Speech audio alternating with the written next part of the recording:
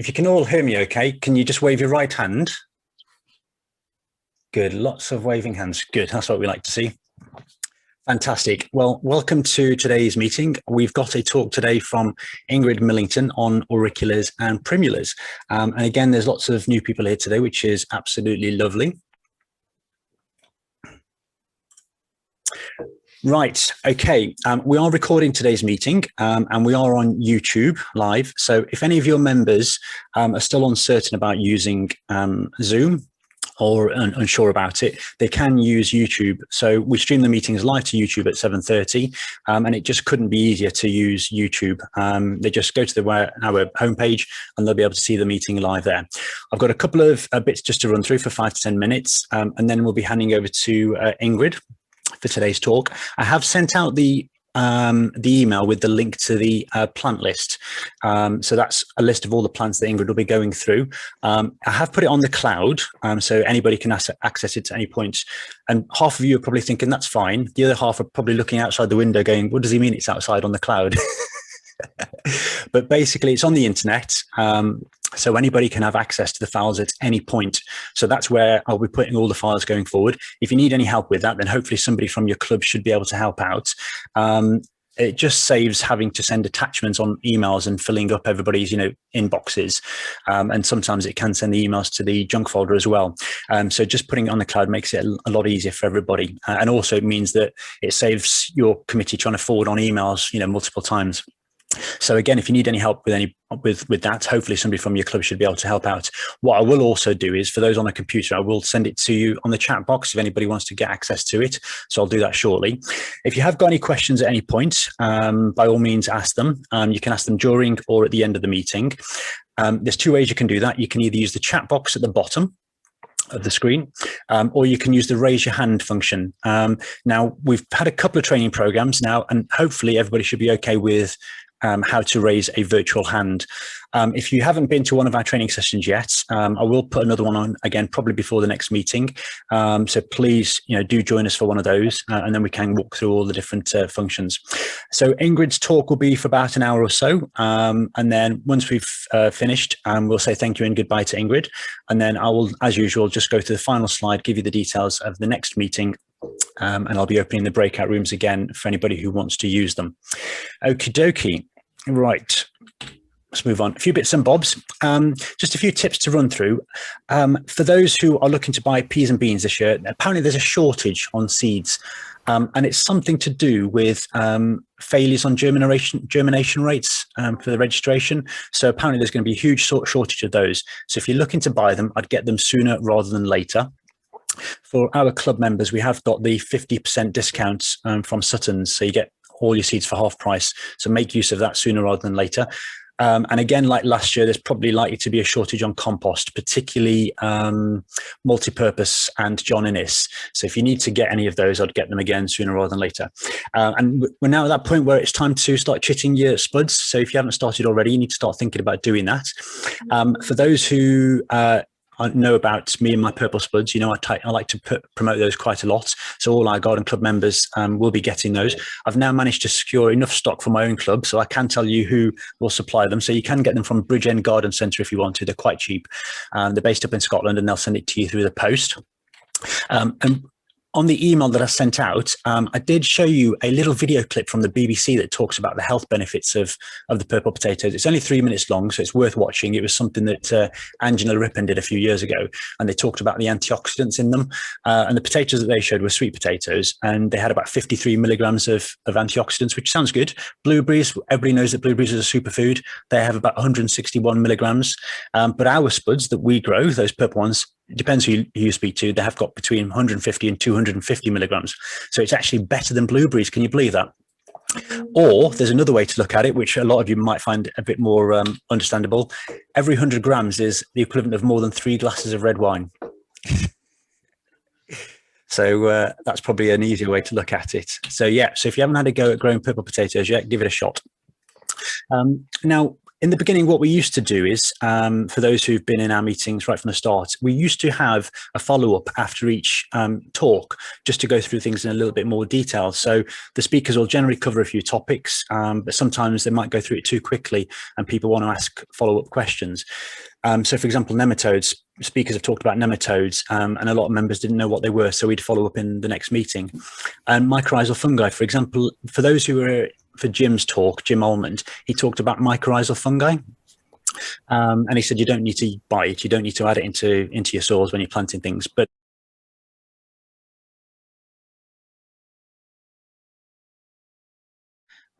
normally your garden soil will have more than enough different types of fungi for a successful symbiotic relationship to be set up with the trees that are in the garden.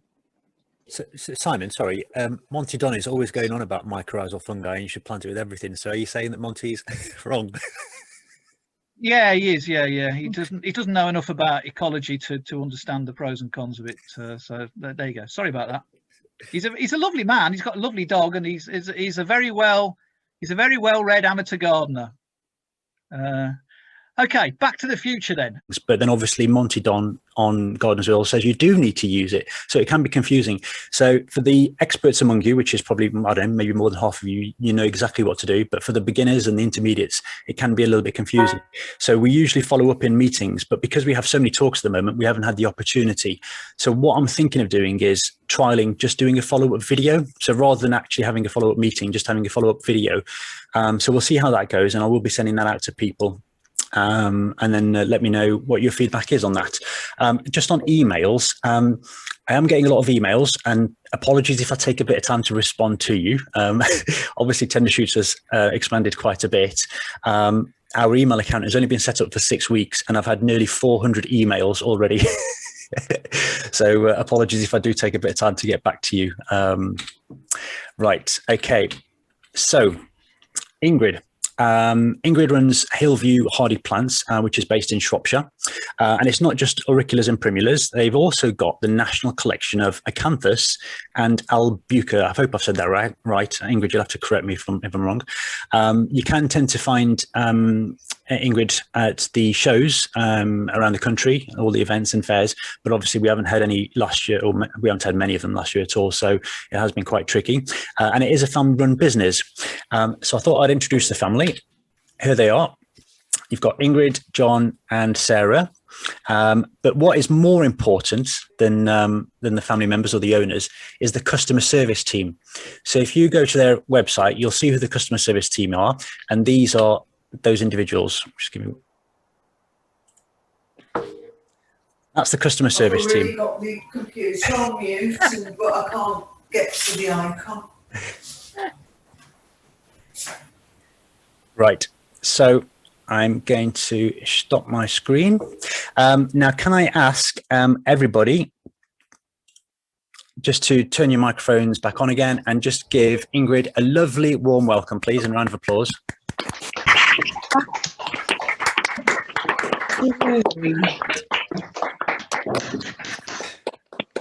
Ingrid, over to you then. Thank you. And just to prove it's a family business, I'm here as... Sorry, you're muted there. Do you want to say that again? Technical support for the interim. Excellent. So do you want to go ahead and share your screen? Yeah.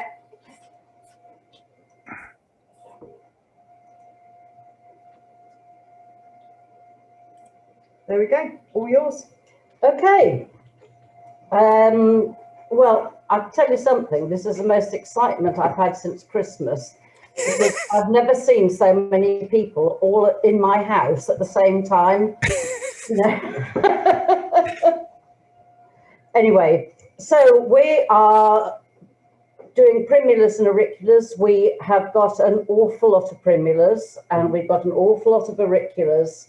And of course, with the shows being stopped and so on, mail order is going to be our thing. So if anybody has any problems that when they get Auriculas, please give us a call, because it's really exciting to talk to people as well these days. So here we go. Oh, mouse. I'm mousing. Oh, here we are. When we do the shows, we tend to show our plants, but we also make bowls where we just put a single flower from each plant, and it just shows what an amazing range of flowers there really are. And they're amazing because they will actually last for about 5 days in the water like this.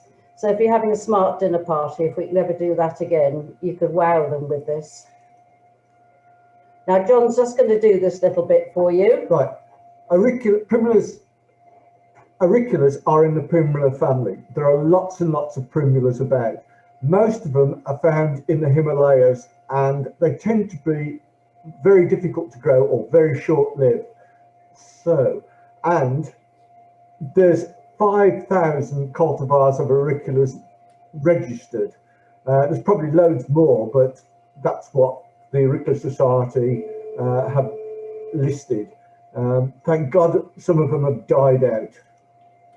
This is the distribution map of Auriculars, as you can see, and Primulas. Most of them are in the Northern Hemisphere, except for one just down the bottom here.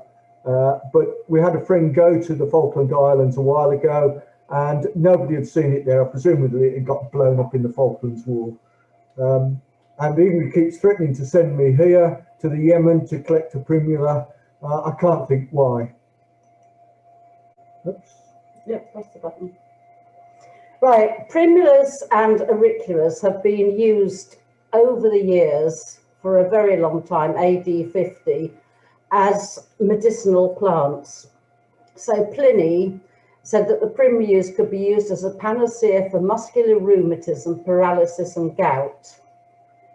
Gerard in 1600 said if you drink the tea made from primroses, you'll get rid of your madness. I think we actually probably all need that just at the moment.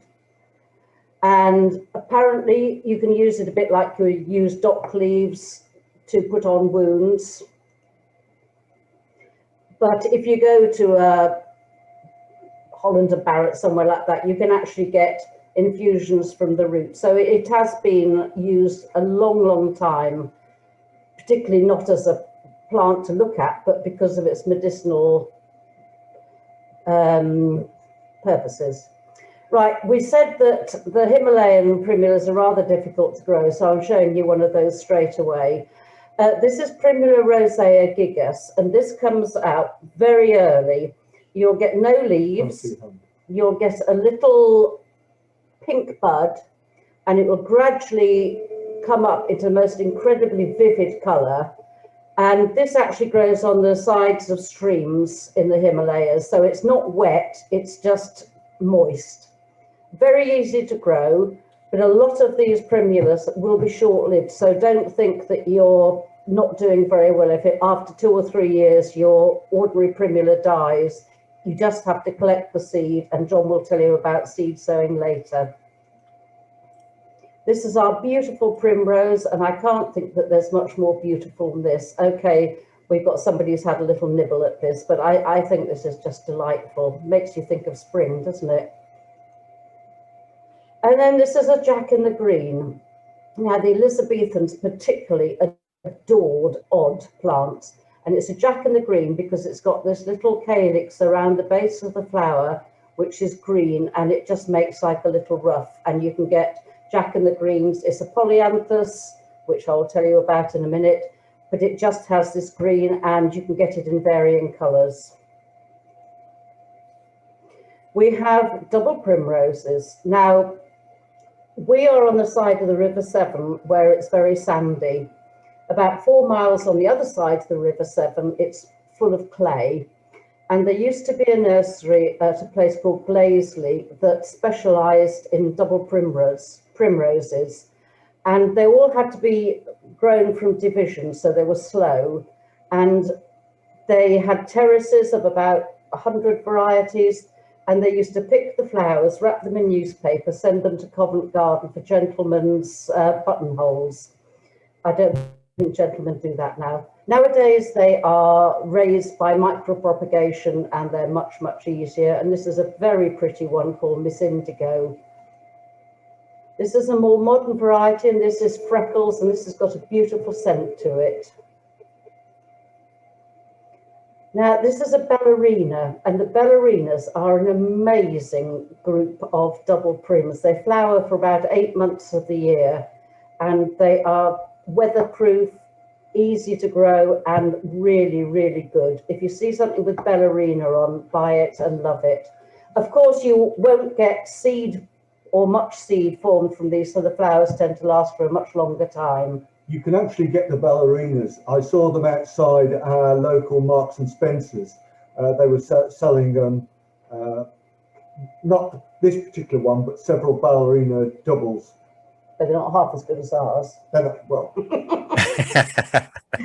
And this is another one. This is Blue Champion. And then we have gold laced. People sometimes get confused with these and auriculas because they look fairly similar. If you go to an auricular society show, there are classes for gold laced primulas. They have the most delightful scent. If you pick them and bring them in the house, it's a smell like Parma violets. And if you look, some of these are sort of gold laced around the edges. This one in the middle is actually silver laced. If you were to show these, obviously have all sorts of criteria to follow, but they are dead easy to grow. And while we're just on this is a Polyanthus. Now, all auriculars are primulas, but not all primulas are auriculars.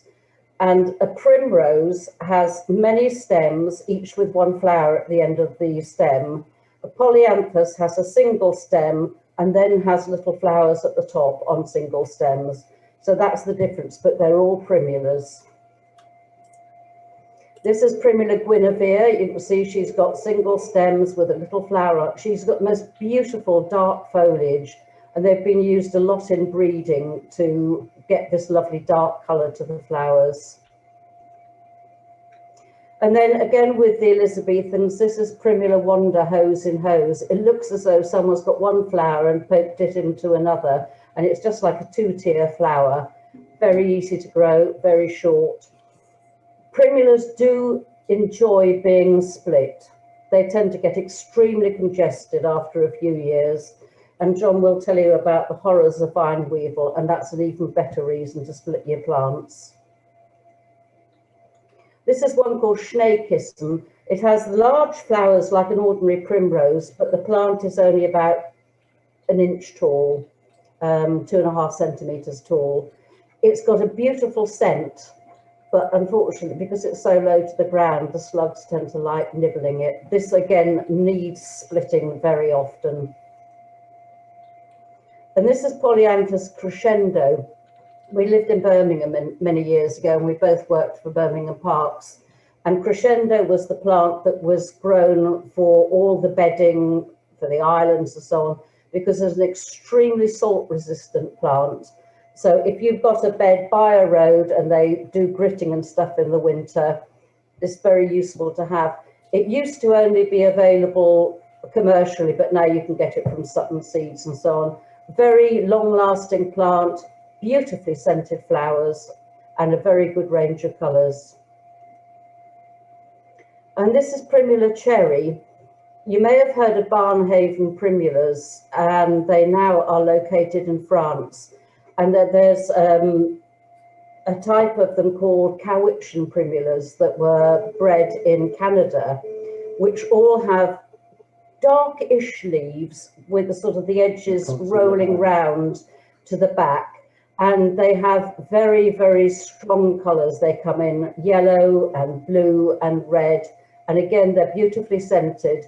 And this one was just chosen as one called, and they named it Cherry. Another Himalayan one, again, very short-lived, 2 or 3 years.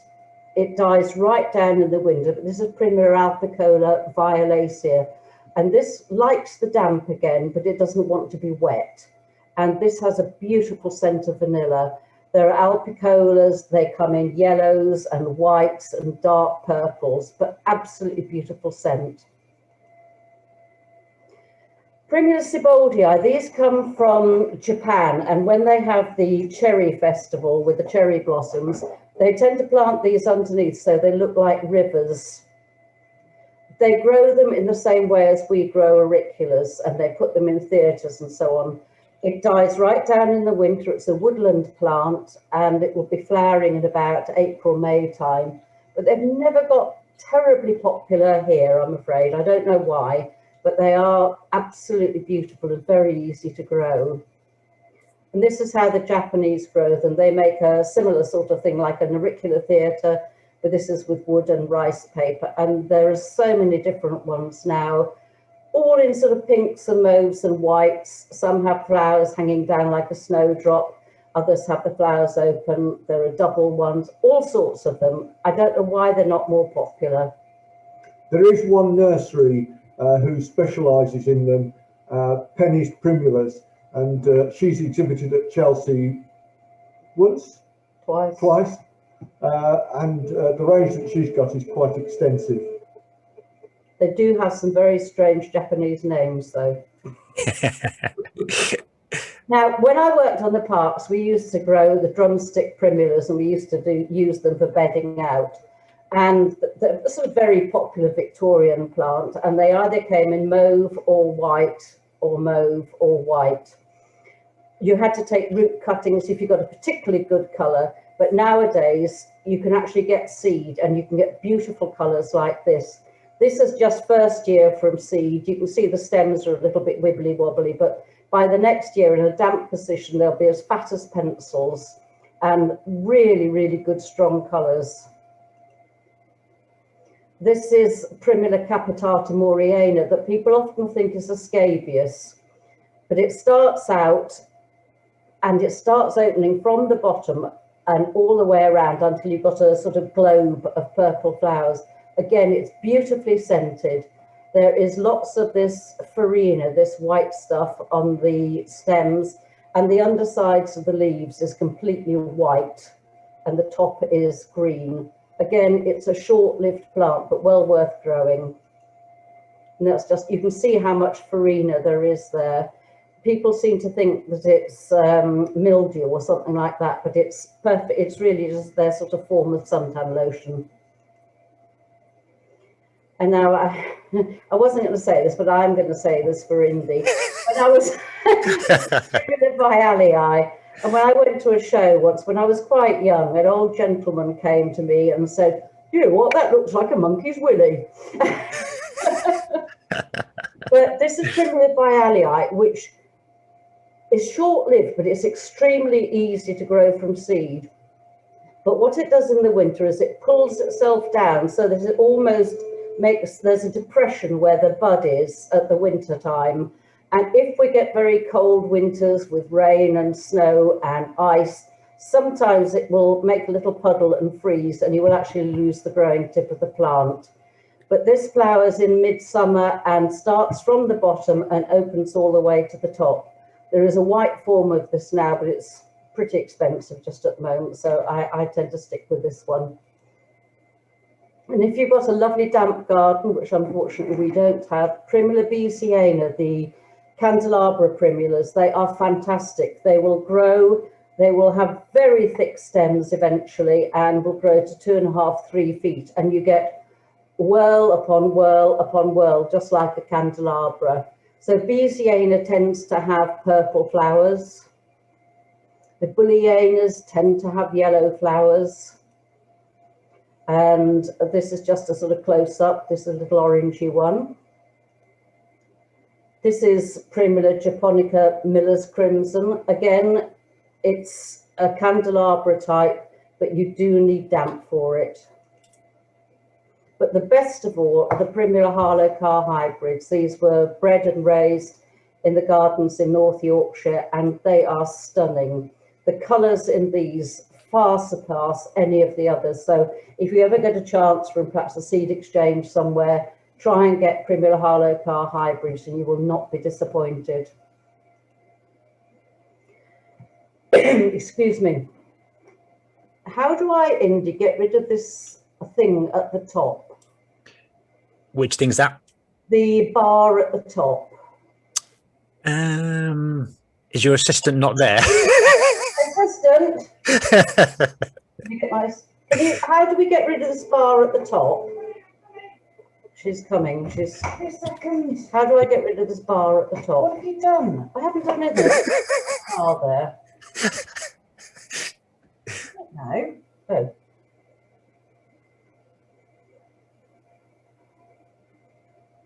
I don't know. We don't know. Okay. It was at the bottom and now it's at the top. I don't know what you've done. We can still see everything fine from our end. Okay. Oh, go back. Go back. Oh, Lord. Previous. Oh, gosh, this is... and this is one whose name I can't see, and I've just forgotten for a moment. Cockburniana. I know what it is. It's Primula Cockburniana or Cockburniana. It is a very small plant, about 4 inches tall, but it is the most beautiful, beautiful orange. And again with the farina, but also very short-lived. Oh, now what am I doing? Dear, oh dear. Here we are. Back on track, thank God for that. This is Primula Florindae, which is often known as the Himalayan Cow Slip. Grows to about 3 feet, flowers in about June time, loves water, but it has very unattractive foliage. It looks a bit like a cabbage. So if you've got a little trough or something, I wouldn't suggest this in it. If you've got a garden with a stream or something, absolutely fantastic. You'll find them seeding everywhere.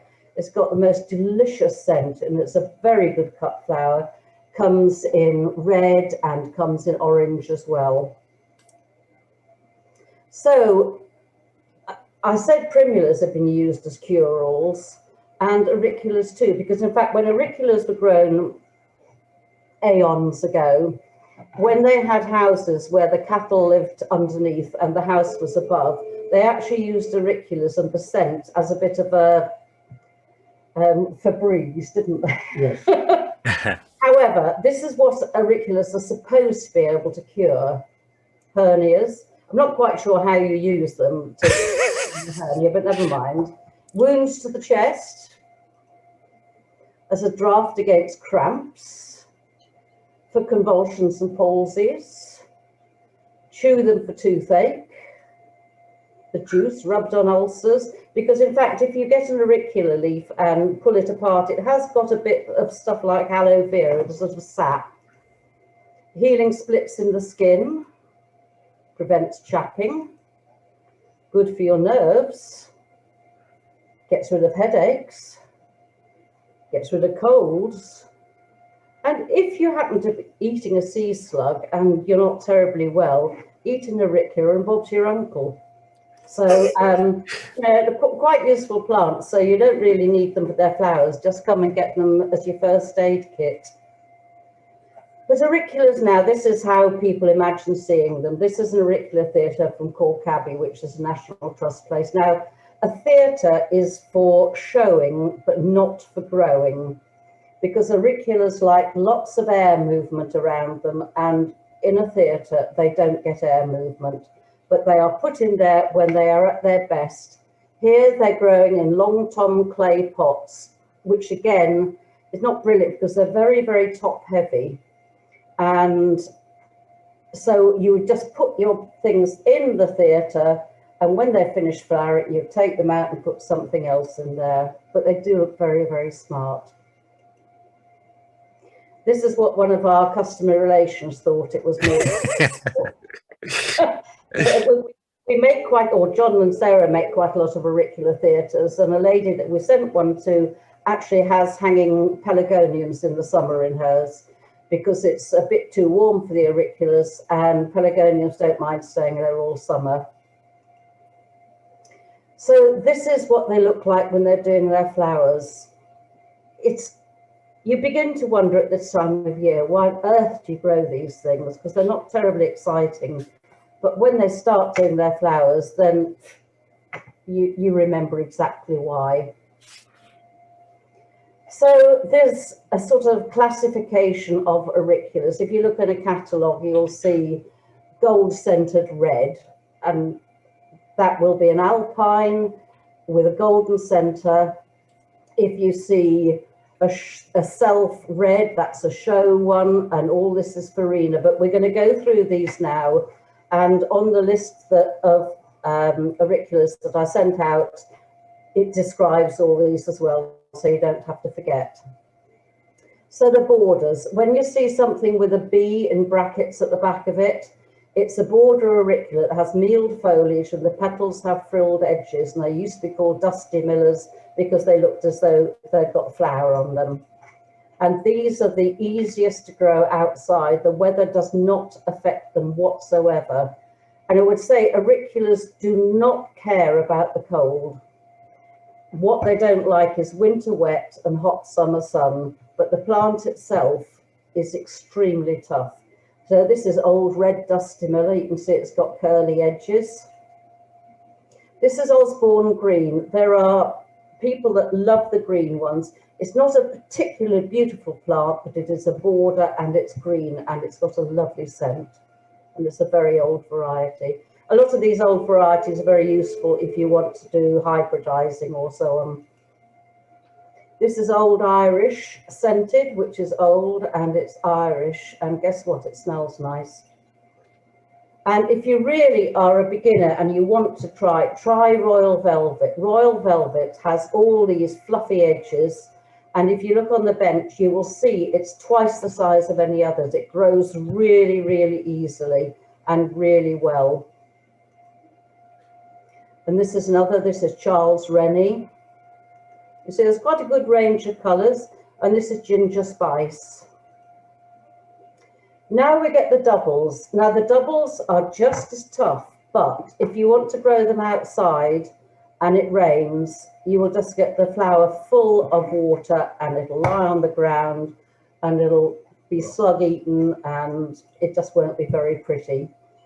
A lot of the doubles are very odd in that one year they could be single, the next year they could be double, and as this one, it sort of hasn't quite decided. But I put this one in because Sword is a green double, and again, for the people that love green ones, here it is.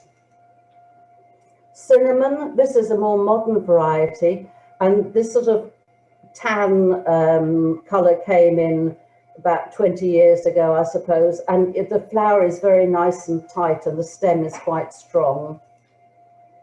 This is another trouble, which is like milky coffee.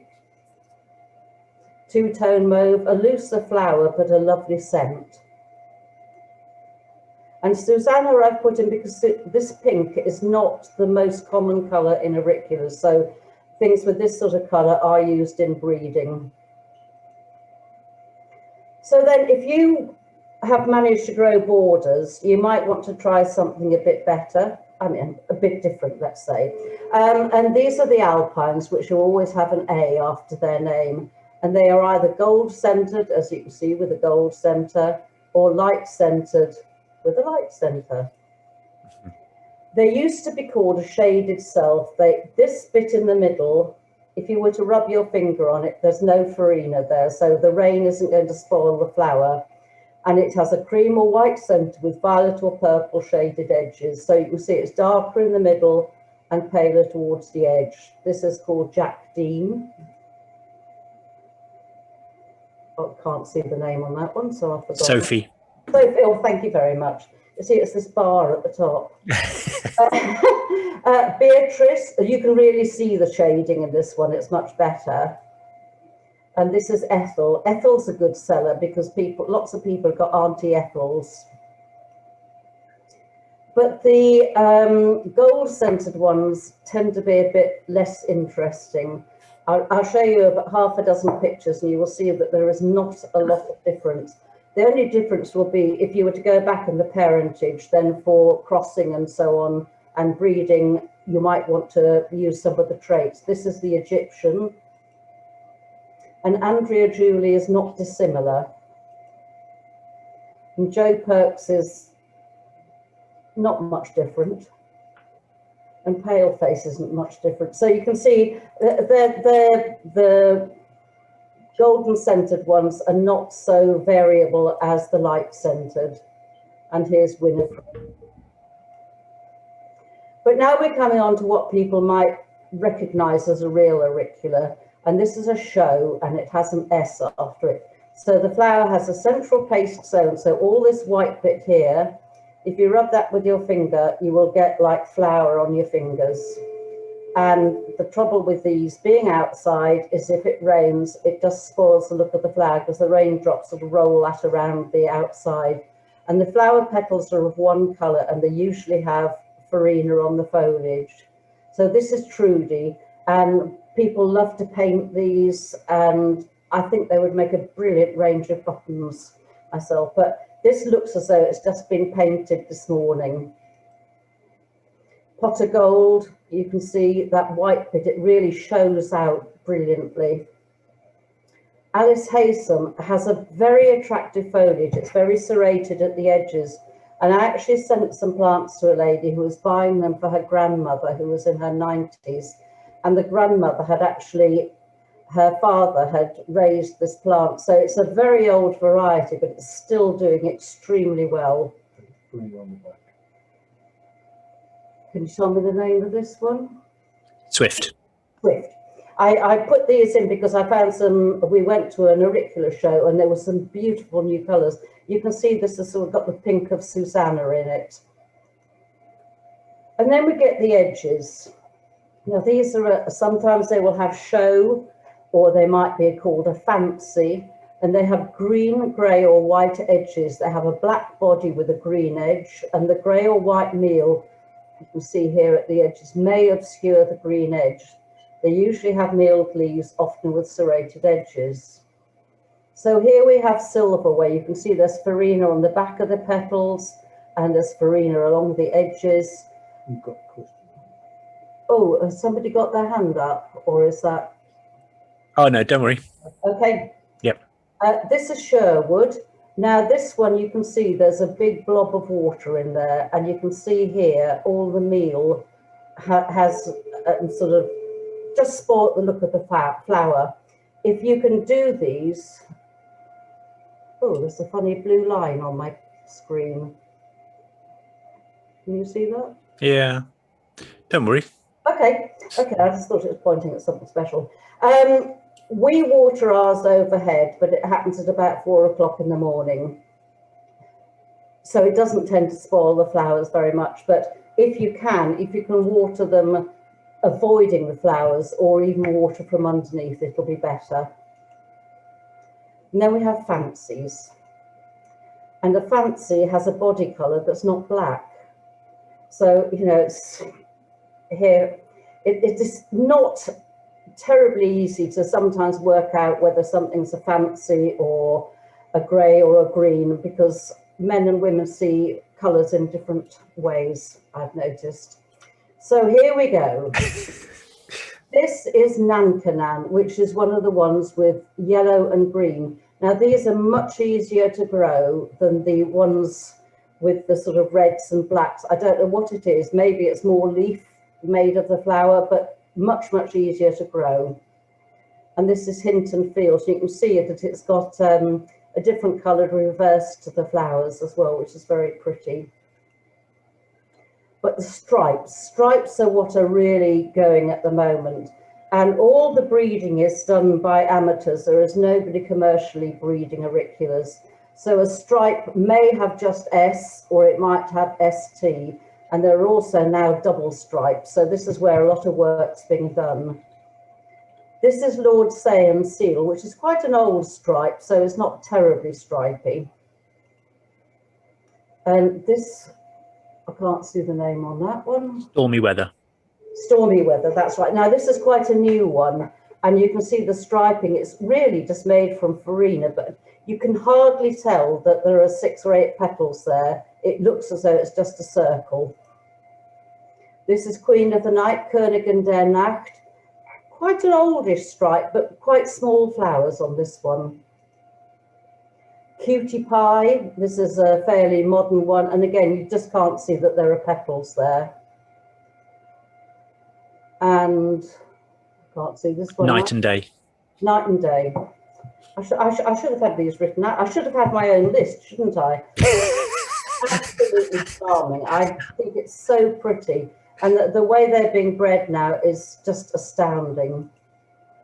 And if you want to go and see, obviously you can't at the moment.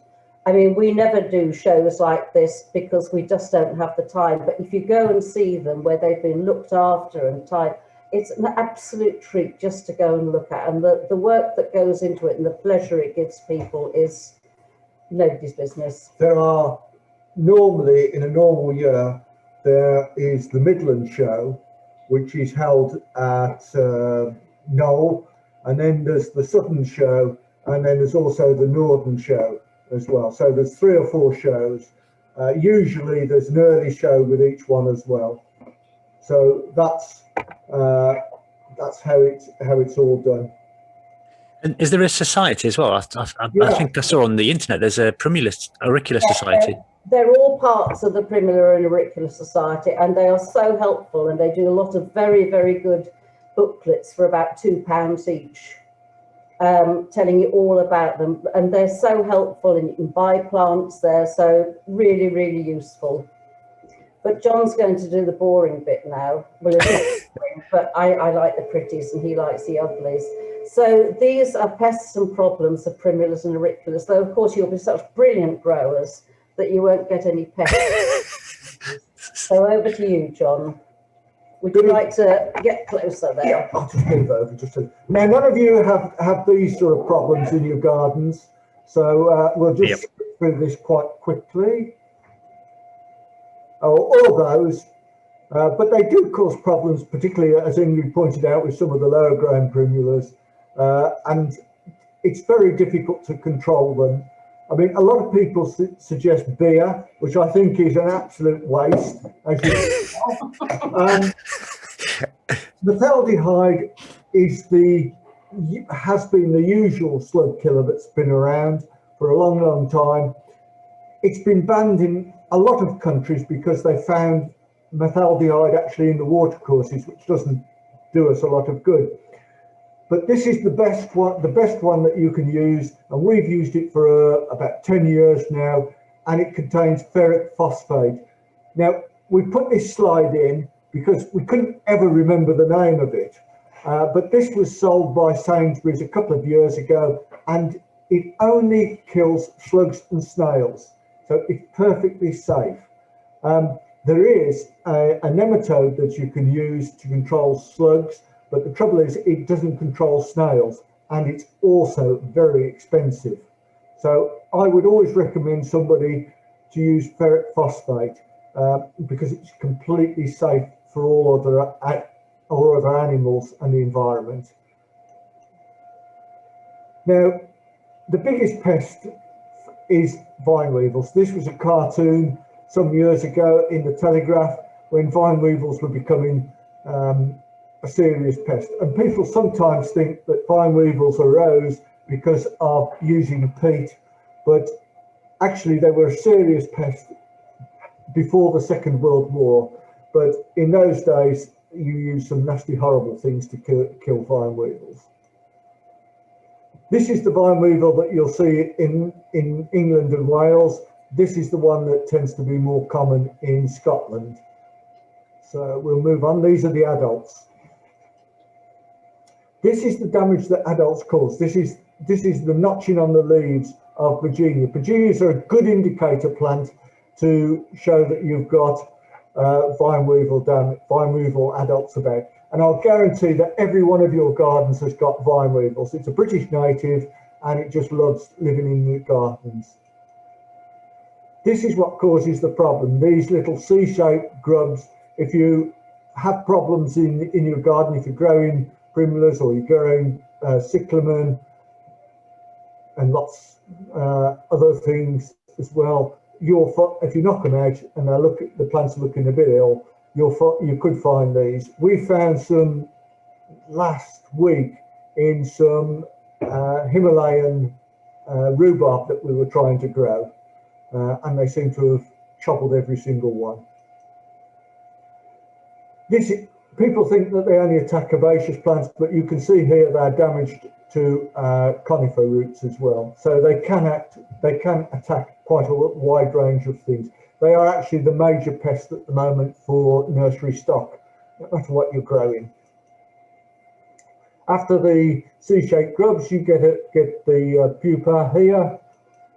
Now, we are changing the we're all quite old. Well, the pictures I've seen of us, we're all quite old, and we've been lucky in the fact that we've had synthetic chemicals that do a very, very good job, but that is changing. We are moving more and more to where we're in tune with nature and using sympathetic things that don't damage the environment so much. And we've got to learn a lot more about the pests to be able to control them, whether you're an amateur or whether you're a professional.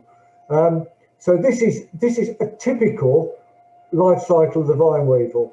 So you've got overwintered adults and they'll lay their eggs. The new adults emerge May and June. With mild weather, I would probably put it April, May and June. And they feed for a while and then they lay their eggs. You can't see the eggs. The eggs are as big as a grain of sand. So you just can't see them. Occasionally people will sort of say, oh, I found some vine weevil eggs in the compost. It's usually a controlled release fertilizer. As the season progresses, from June onwards, the larvae eat the roots, and you can see. The only control that you can use now is a nematode. And it's no good applying a nematode in early in the year, because the grubs aren't there, or rather the larvae aren't there. And what you want to do is the nematode actually enters the larvae through any orifice, and it infects them with a bacteria, and it's the bacteria that actually controls it. And there's various, you can tell which nematode's been used because they have different bacteria, and they do different colours. The one that you want to use is the one that you can see on the top. You need to check to make sure it's that, because that one will work much better than a lot of the other nematodes. That's more because it works at down to 5 degrees. Some of the other nematodes don't work below 10 degrees, and obviously the soil temperature won't be high enough. But as I say, we're all going to have to learn a lot more about the pests and diseases that we've got going. So we'll move on. The other big pest that that auriculars can get, and I'm just writing a paper on it, are root aphids. And there's very little that you can do to control root aphids. If you see root aphids on any of your plants, and they are actually becoming more common, is to lift the plant, knock all the soil off, and wash them well. They do tend to stick to the plant, so sometimes you do have to use a jet of water, or you have to have them under a flowing tap to wash them off. There is, for the commercial people, there is one biological control that you can use, which is Botanigard, which is a fungus that infects them, and not only does it control root aphids, it also controls whitefly. And I think eventually it will be on the market for amateurs, hopefully. Botrytis is one of the major pests that you can, diseases rather, that you can get.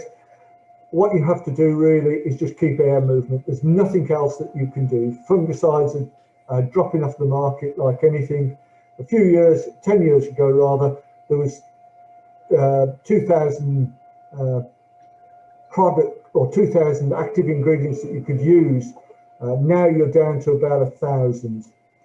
So it's dropping quite quickly. Phytophthora, some of you have heard of sudden oat death. Phytophthora are very common. If you see this in your plants, the only thing to do is put it in the black bin. Right, now, primulas are made up of 2 different types of flowers. And it doesn't matter what primula it is, you will find that they're either pinnide and they have the stigma sticking above the petals or level with the petals, or they're thrumide and the stigma is down the bottom. And it's a cross, as I say, it's a cross-pollination mechanism called heterostyle. And the insect goes in here, collects the nectar, will get pollen on the back of its head, will go into here, and it will pollinate a thrumide. It will, if it's the other way around, it gets the pollen on its back and it will pollinate this. If you're growing and you want to have a wild garden and you want to have primulas and primulas, cow slips and ox slips in your garden, you need, when you're buying them, to try and make sure you've got both, because otherwise you don't tend to get many seedlings that appear. Right, here they are showing in a gold lace. Once you get your eye in, it's quite obvious which is which. As you can see here, the stigma's down the bottom, and here it's at the top. Propagation.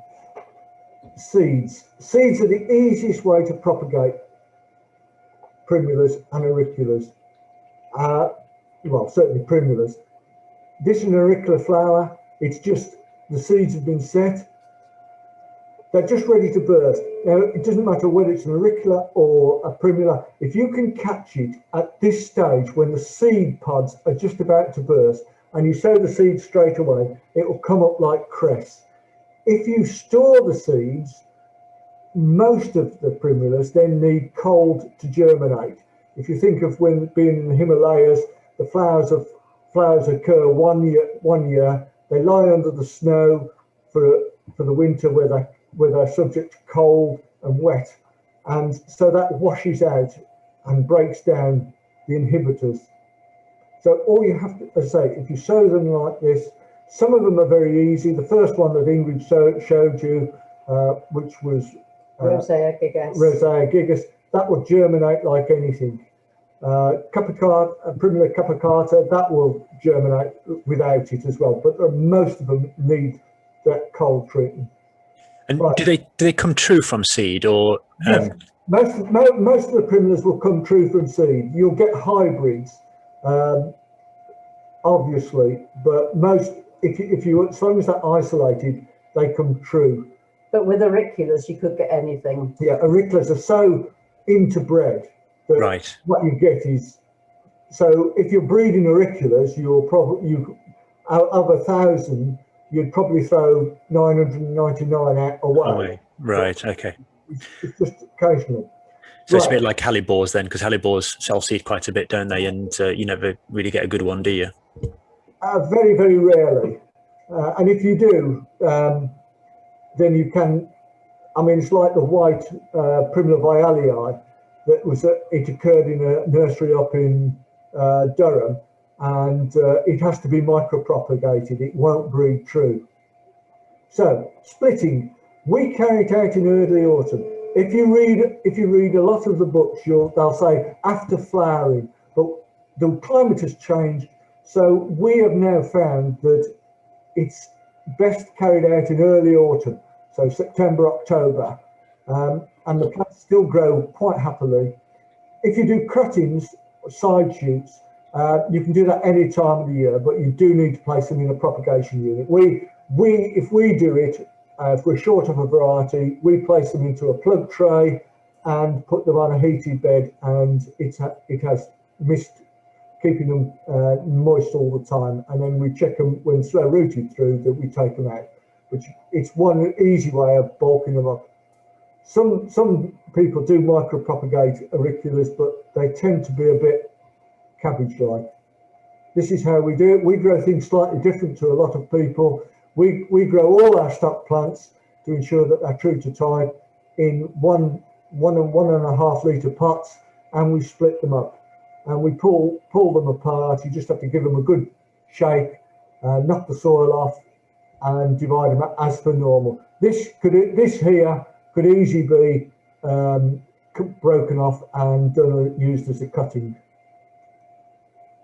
And the most important thing, because when you're doing it, they all look the same, is to make sure you label every pot as you're going along, because they do look all the same.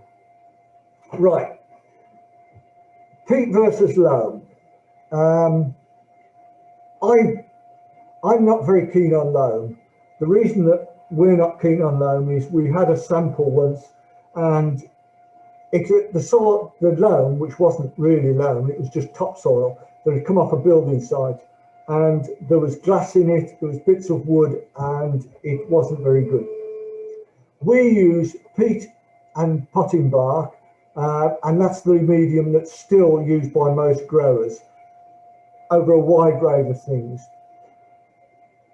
The trouble is with loam-based composts that they are poor quality. When Ingrid and I started work, John and his compost was still pretty good, but problems were occurring. We used to stack the loam. It had got the grass growing on the top. We used to put manure between each layer, and it was jolly good. And it was a nice job for the winter because we used to have to sterilise it, and it was a nice warm job sterilising the loam, especially this weather. But the loam started to get that it was a poor quality. Well, the loam, the soil, wasn't poor quality. And if you listen to a lot of people, they'll say add grit to improve the drainage. Well, the trouble is with adding grit to the compost, if you think about it, if you've got a litre of compost and you add a third of grit, you're actually reducing the volume that the roots cannot use to get any nutrients from it. If you're using John Innes, and you can use whatever you like to grow the plants in it, use potting bark. If you can't get potting bark, use orchid bark, coarse orchid bark, which is usually freely available from the growers. Everything is changing. Peat-free composts are definitely improving as time goes by. One of the problems that's been for the trade, commercial growers, is that nobody has done any base research initially to find out why peat was so good for growing plants. And they've only, the Ministry of Agriculture have actually only finished that research 12 months ago. That we attended a meeting and they went through it. But we have found that Melcourt potting compost, which is bark and wood products, will certainly grow very good plants. It is available. Melcourt are based down in Gloucestershire, and it is very good stuff. You can't, we found the best. But all of these, including your common peat-based fertilizers, whatever you use, add a controlled release fertilizer. It saves a lot of work. You can buy it quite readily. You can even buy it from places like Sainsbury's, B&Q, even the discount places, or B&M always sell it. And it means that you've got all the nutrients in it, including the micronutrients, and they're released slowly. And that's the best. You saw the display at the Auricular show today. They were all in clay pots, but I guarantee that all of those plants were grown in plastic pots. The reason is that they're easy to clean, they retain moisture, and they're cheap to buy. They are now recyclable. The brownie coloured pots or the blue pots are completely recyclable. Clay pots look good. If we do a flower show, we drop the clay pot, plastic pots into a clay pot. We've got them so that they just fit in, and we just have to top them off. They're expensive, they're heavy, they lose moisture, and also they can accumulate a lot of salts. So the white that you can get on the outside of clay pots, and they also break easily. Plastic pots, the easiest way to clean them is that you immerse them in 60-degree water for 15 minutes, and that gets rid of all the bugs, most of the bugs, 99.9% of all bugs, gets rid of all the weed seeds, and you don't even have to wash them afterwards. Any questions from you lot? Ooh. You can either ask the questions in the chat box, or if you use the virtual hand, then I can unmute you and then you can ask the question. There was a few questions that did pop up a little bit earlier. I mean, I was really surprised actually there were so many scented plants there. I didn't realize there were so many varieties that had scent, so I was quite surprised by that. If you go into the auricular tunnel when the sun's shining in about May, You will be amazed at the smell. It's really delightful. It's fantastic. And I've never heard about root aphids before, so that was a new one on me as well. That was quite interesting. Root aphids are becoming more and more common. Excuse me. You can get root aphids on roses. They actually overwinter as little black blobs on the stem. Black spherical, spherical. And also you can get root aphids on grass. So they are, I think what it is they're becoming more common because there are some of the nasty pesticides that used to kill everything are going off the market. They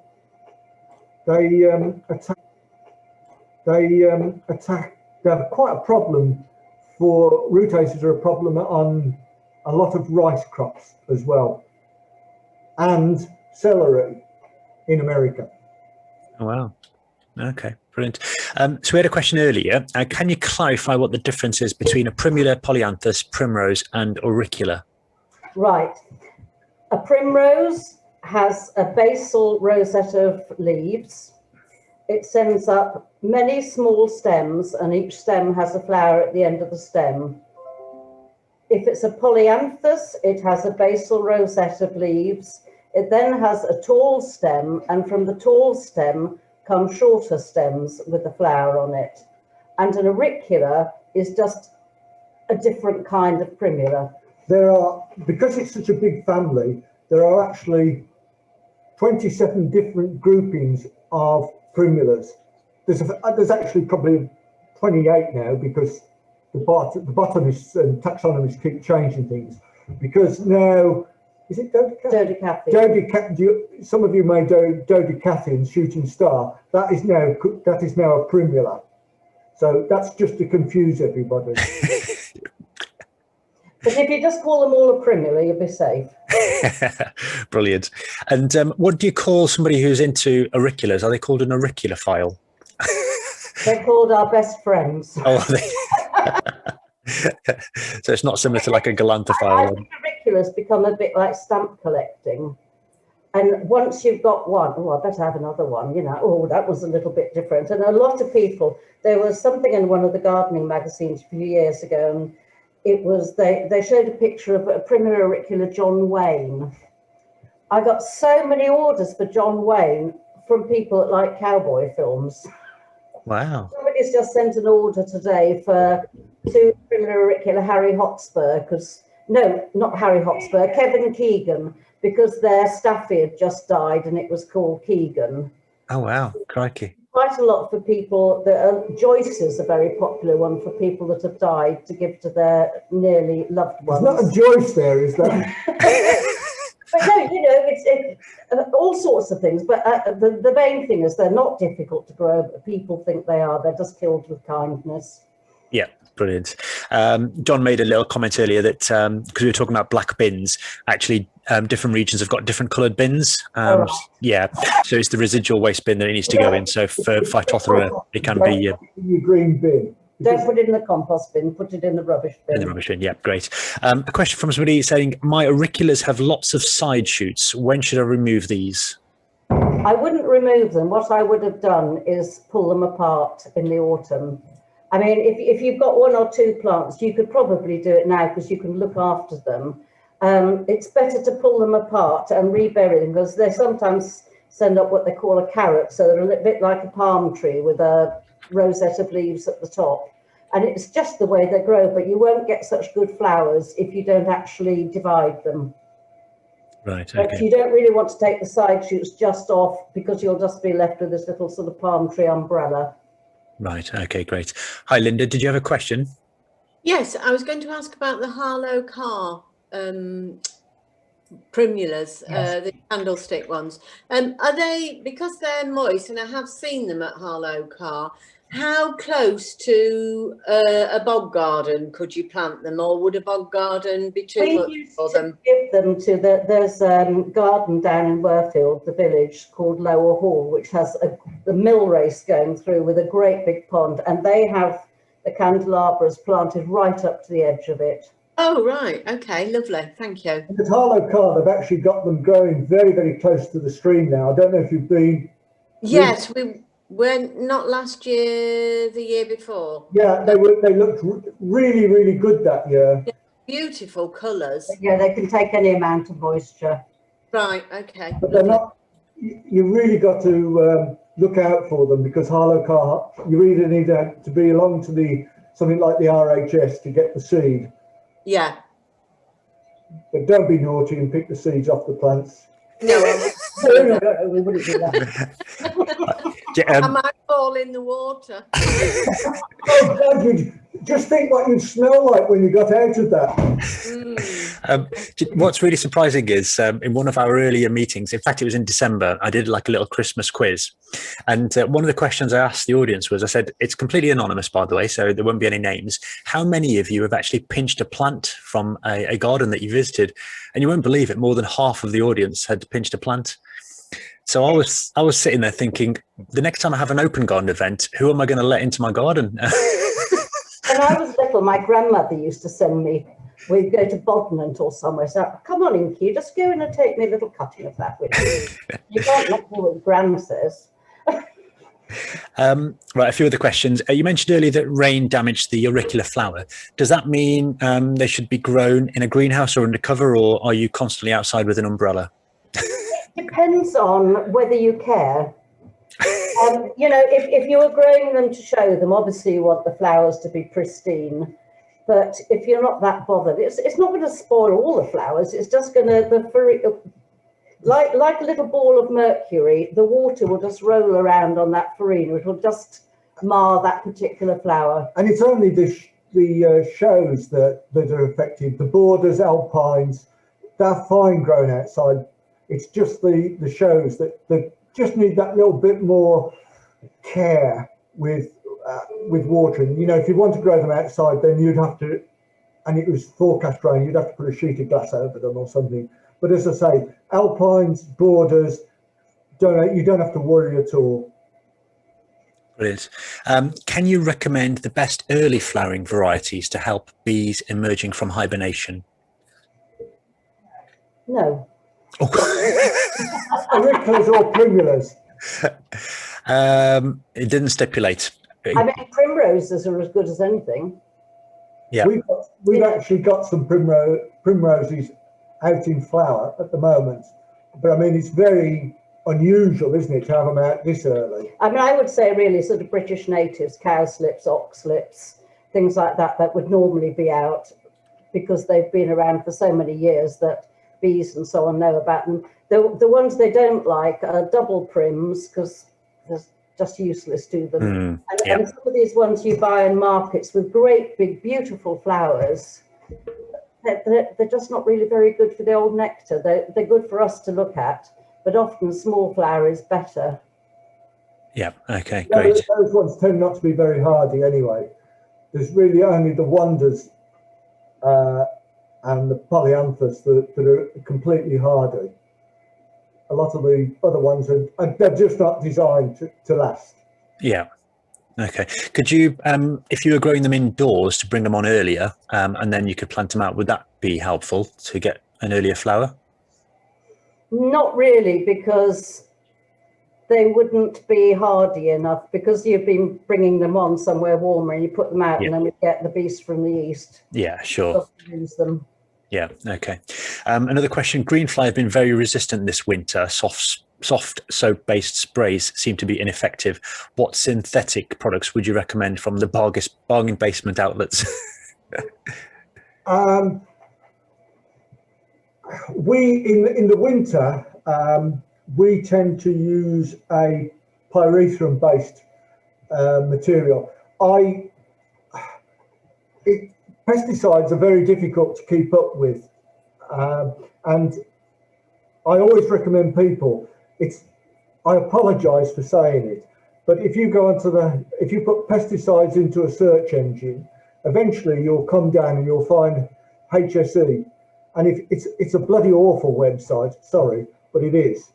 But there is an amateur section on there, and you can actually put in greenfly or aphids, and it will come up with the products that are still available, because that list changes frequently. I mean, we get notifications of stuff going on and off, and probably on a monthly basis there'll be stuff that's no longer available.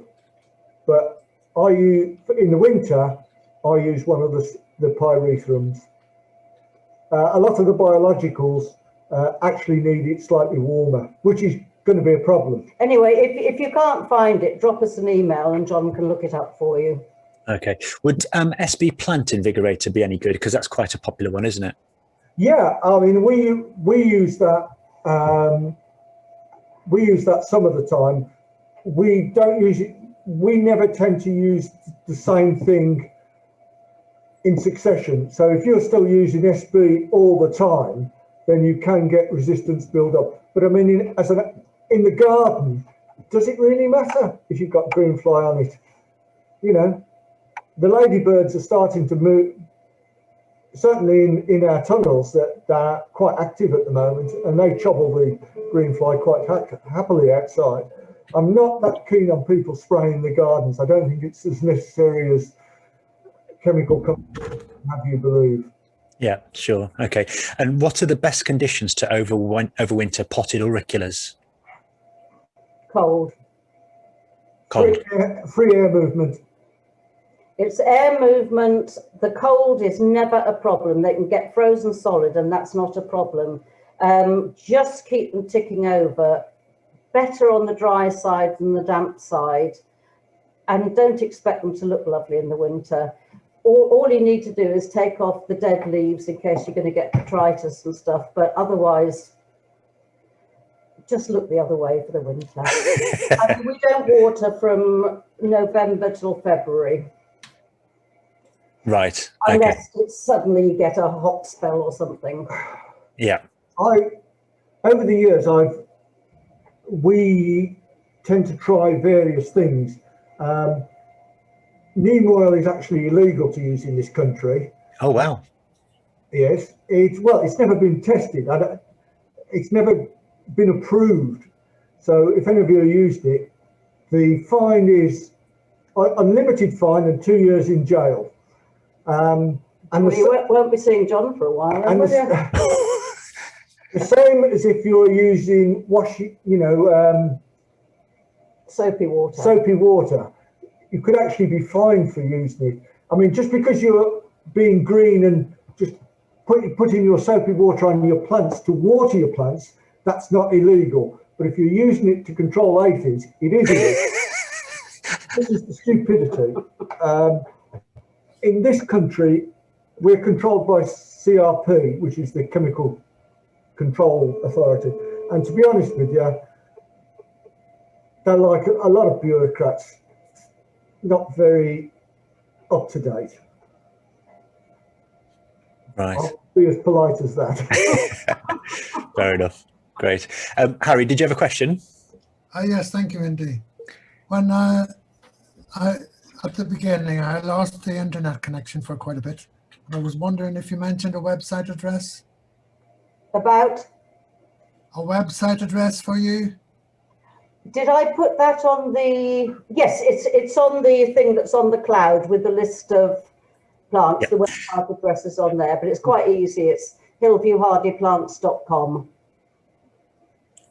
Yeah, I can send it out on one of the emails, but it's hillviewhardyplants.com. So if you just type it into the search engine, Hillview Hardy Plants, it will come up. Lovely. Okay, great. Another question. When should you start watering them after winter in the greenhouse? And should you repot them? And should you start feeding them? And when? Is it a cold greenhouse or a warm greenhouse? Ooh, it doesn't say. Do you want to cover both? Well, I would only keep them in a cold greenhouse. They don't need any heat at all because they're just going to grow. They're just not going to be, an auricular sort of should be grown quite hard, you know, to keep its character. And I say we start watering them in about February, beginning of March, but you'll see they'll start looking a bit, or they'll start sending out new leaves and so on. But just do it so that they're not wet at night. So if you can do it sort of first thing in the morning, it's really just a case, it's difficult at this time of year because when it's been so cold and so on, and you think they need a drink, but you don't want them to freeze in the night. You know, it's a bit of jiggery pokery. But we have got a lot of auriculars because we had some surplus this year actually outside on the benches, and they're looking absolutely fine. Going back to your aphids, although it's not cheap, you could, we spray periodically with a silicon spray.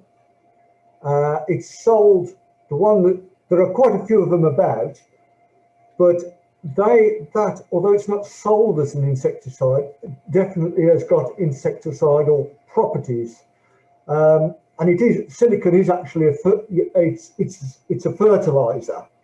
The one that we buy is from a firm called, well, it's associated with Vitax, and that seems to work very well as well. And the other things that you could do once you start watering is to feed with a seaweed-based product. Maxicrop is very good because that's got lots of humic acids in, which then are broken down into amines, which stimulate the plant anyway. And this was asking, should you repot? When should you repot them? As I say, I would pot them on in the autumn, but if they need potting on, it's not going to hurt to do it now. Okay. And do you water from the top or from the bottom? We water from the top, but if you've got the time and the inclination, if we could afford it, we would have completely level benches. Our site slightly slopes, so if we was to have level benches, you know, one would be on ground level, and at the other end it would be about 4 foot from the roof. But if you could have a flood bench, that's ideal. A lot of growers just have capillary matting, and they water the capillary matting, or they'll plunge the plants into a sand bed and water through that, which was the traditional way with people growing them in clay pots. Brilliant. And do you think you'll be doing any more shows this year? Have you been given any sort of insider information? No, they're being cancelled left, right and centre. There's a lot of plant fairs I think may go ahead.